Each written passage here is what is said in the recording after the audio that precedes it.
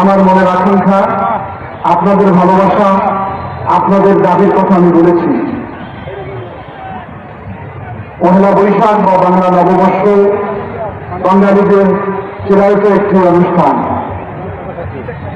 আমাদের ঐতিহ্য, কৃষ্টি, কালচার নিয়ে আমরা এটা ধরে রাখার চেষ্টা চালাচ্ছি।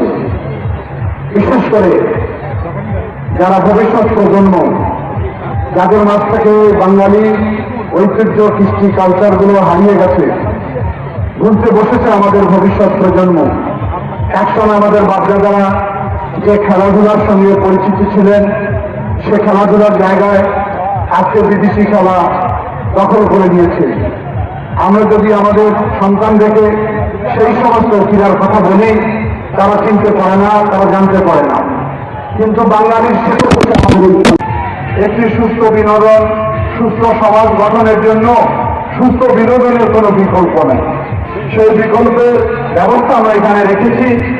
আপনারা প্রতি সময় যখনই আমরা আহ্বান করি, যখনই আপনাদেরকে আমরা ডাকি, আপনারা সবাই আসেন, উপভোগ করেন, নির্মল আনন্দ গ্রহণ করেন। এবং এখন পর্যন্ত যত অনুষ্ঠান আমরা পরিচালনা করেছি, কোনো অনুষ্ঠানে কোনো বিশৃঙ্খলা ঘটেনি। আজকে অনেক মা বোন এখানে উপস্থিত হয়েছেন, তাদের বিনোদনের জায়গা খুবই সীমিত। তারা যেতে পারে না কোথাও, দেখতে পারে না কোথাও। সুতরাং বাড়িতে বসে এই ধরনের প্রতিযোগিতামূলক অনুষ্ঠানে উপভোগ করাটাই আমি মনে করি আমাদের এই কষ্টের কিছুটা সার্থক হবে। সবচেয়ে আমরা বলতে চাই, আজকে সকালবেলা সাঁতার প্রতিযোগিতা ছিল ঐতিহাসিক প্রসিদ্ধ সিন্দুরমতি পুকুরে।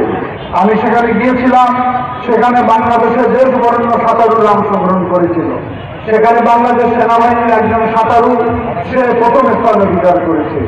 এটি আমাদের গর্বে যে আমাদের ডাকে সেনাবাহিনী, নৌবাহিনী, পুলিশ এবং তার ব্যাটালিয়ানে সব লোক অংশগ্রহণ করে থাকে। সেদিক থেকে এক সময় সাঁতার আমাদের জীবনের একটি অপরিহার্য বিষয়, কিন্তু বর্তমান প্রজন্ম নদী খালের অভাবে সাঁতার শিখতে পারে না। এর ফলে যখন বাংলাদেশ একটি নদীমাতৃক দেশ, এই দেশে যখন তখন নৌ দুর্ঘটনা ঘটাই স্বাভাবিক। বিশেষ করে বর্ষাকালে প্রায় সময় দেখা যায় আমাদের শিশু বাচ্চারা পানিতে ডুবে মৃত্যুবরণ করে। সুতরাং প্রত্যেকটা মানুষের সাঁতার শেখা খুবই জরুরি।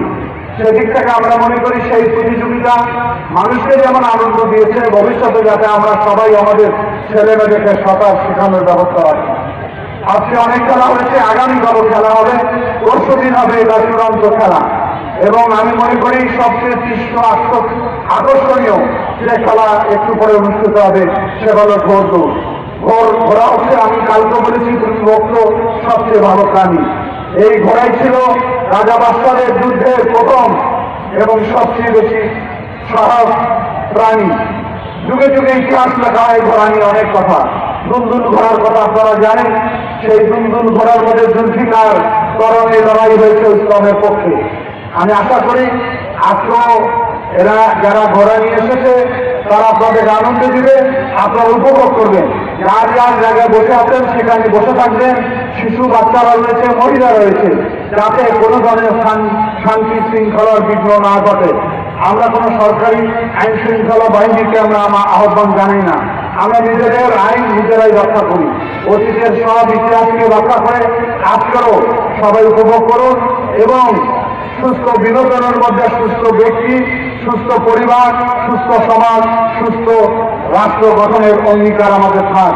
আমরা মনে করি অল্প কিছুদিনের মধ্যে বাংলাদেশে একটি অবাধ, নিরপেক্ষ, গ্রহণযোগ্য নির্বাচন অনুষ্ঠিত হবে। যে নির্বাচনের দাবিতে 17টি বছর আমরা রাজপথে আপনাদের নিয়ে সংগ্রাম করেছি। এই সংগ্রাম চলাকালীন আমাদের অনেক সাথী, অনেক ভাই ইতিমধ্যে আমাদের মাঝ থেকে হারিয়ে গেছে। অনেক ভাই পঙ্গুত্ব বরণ করেছেন, অনেক অন্ধ হয়েছেন।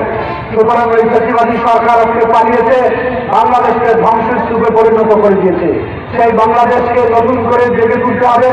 বাংলাদেশের গণতান্ত্রিক বাংলাদেশ, মানবিক বাংলাদেশ, বৈষম্যহীন বাংলাদেশ এবং একটি দুর্নীতিমুক্ত বাংলাদেশের যে যাত্রা শুরু হয়েছে, সেই যাত্রা আপনারা সবাই শরীক হবেন।